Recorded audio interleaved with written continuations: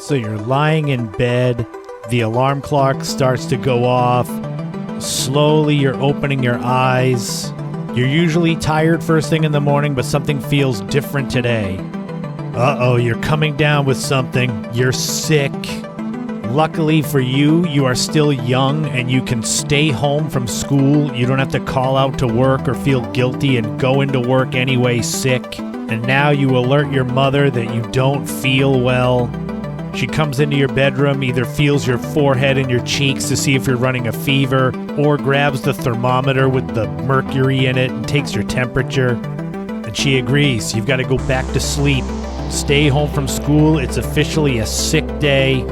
And here we are in the 1980s or early 1990s. So let's go way, way back in the day and see what it was like to stay home from school on one of those days during the 80s and early 90s.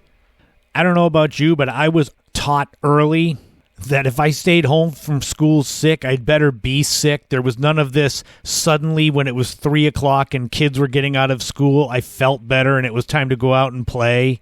My mother always told me if you were too sick to go to school, you're too sick to play with your friends after. So even if I pretended to be sick, I knew I was going to have to stay inside regardless, which wasn't too often. I only stayed home when I really was sick.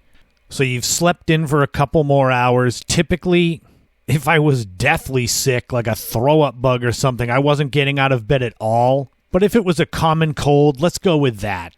Stuffed up. Maybe you get the Vicks VapoRub rubbed on your chest. Boy, you could smell that menthol. You could probably smell it through the headphones right now. But at least with the common cold, you could actually leave your bed, go out to the living room, and set up camp on the couch. And this is one of those more innocent sick days from school. Like I said, common cold, maybe a little fever, stuffy, maybe a sore throat. There might be some liquid Benadryl or Robitussin or the Sucrets throat drops in that little metal tin with the wax paper around it. And I say innocent school day, so it's not like you've got to go to the doctor or anything. It's a day or two, you relax, and then you're good to go again. So you're propped up on the couch, a couple of pillows and a blanket. It's like heaven. Your mother will wait on you hand and foot to make sure that you're feeling okay. Get the remote for the big boxy TV that they had in the late 80s, early 90s. And back then, maybe you had cable, so you get a few dozen channels. Maybe you don't have cable and it's just those regular primetime channels.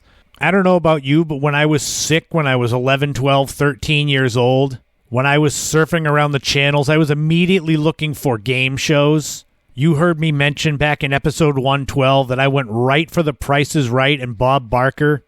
Unless it was summertime and it was rainy out, typically the only time I saw Bob Barker and The Price is Right was when I was sick, resting on the couch.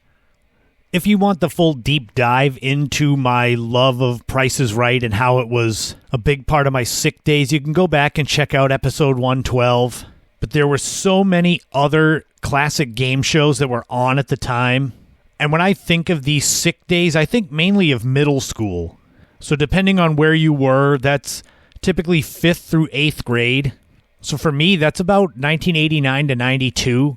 And there were so many game shows to watch. They had the Scrabble game, Win, Lose, or Draw, classic Concentration. And of course, Nickelodeon still had the classic Double Dare. There was Family Feud with Ray Combs. Or maybe you were lucky enough to get to watch MTV and Remote Control, where Adam Sandler was on it when he was really young. Growing up, I think we usually had 1, maybe 2 TVs. It was rare for any of us kids to have TVs in our rooms. It just wasn't something that was affordable. So on days that I stayed home from school, I was lucky because as far as I remember, my mother never liked to watch soap operas, so I never got stuck watching any of those. The Young and the Restless, All My Children, One Life to Live, Santa Barbara, Guiding Light, General Hospital. Those are all the famous ones of that time period. I'm sure me naming them brought back either great or terrible memories for some of you. And some of these shows are still on the air, so maybe you watch them now with your kids staying home from school. One thing I was and still am a big fan of are the retro commercials from back in the day. Back in the late 80s, early 90s, things like McDonald's were geared way more towards kids with Ronald McDonald and all of his crew. Every sort of food had a mascot, all the cereals. Even things like 7-Up, the soda, had those red dots that were kind of animated. The California Raisins. The Energizer Bunny was always everywhere. Then there'd be these other products for what they probably assumed were people either at home for the day from work or those that were just stay-at-home parents. So there'd be a lot of cleaners for the house. Mop and Glow, Joy, Pledge, Spick and Span. But those and all the others, they would have this soft elevator music to it. That's one of those they don't make them like they used to type things with the commercials. And then there were the cheesy infomercials or the daytime talk shows like Donahue and Oprah. When I was thinking of putting this segment together and I was thinking of commercials and such, the one that stuck with me the most was New England Brickmaster. Any of you that are from New England remember that company? I think they're still around. I don't know why that one sticks with me because it wasn't anything spectacular. It was just showing them building things, brick, stucco, and stone face homes. It's amazing the things that stick with you from childhood. New England Brickmaster. Who'd have thought in my 40s that I could still remember those commercials? But what if there's nothing good on TV and you're sick and cranky? Luckily, at that time, most people had VCRs to watch some VHS tapes. We had tons of VHS tapes, either regular movies and cartoons or homemade mix VHS tapes. Like I had one that was a bunch of Garfield and Friends cartoons. And back then, you just recorded over things rather than buying more and more VHS tapes, so the quality of the picture would just get darker and grainier. And I remember there'd be days when I was homesick that I'd want McDonald's because I saw it on TV, or I'd want to go to Blockbuster or Hollywood Video, or in Yarmouth we had a place called Entertainment Stop that was near the Hearth and Kettle. And my mother would say, you're sick. This isn't party time. We're not getting you fast food and renting you movies. So I'd have to make do with what I had.